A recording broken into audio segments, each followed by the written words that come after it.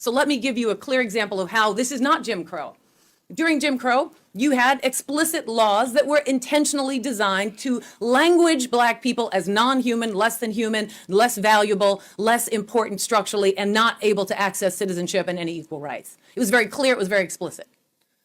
But that was a mechanism for something bigger.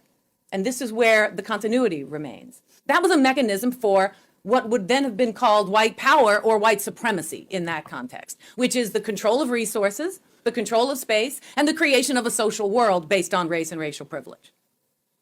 So the question is, well, how do you get to that kind of outcome after the civil rights movement?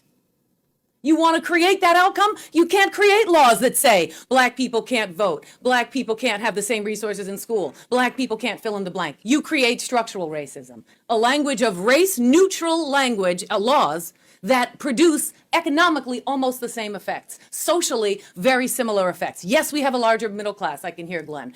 Yes, we have a larger middle class, but we have a much more isolated, controlled, and desperate black working class and poor that is not just the product of poverty, but the product of structural racism in relationship to the evisceration of resources in black communities.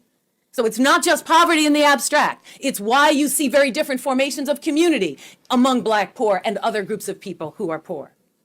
So structural racism, for those who don't follow this field at all, the very simple definition is the normalized, that's very important because it's not exceptional, it's normalized, and legitimized range of policies, practices, and attitudes. So it's belief, policy, and practices that routinely, not exceptionally, produce cumulative and chronic adverse outcomes for people of color, especially black people, and it's the main driver of racial inequality and racial discrimination in America today.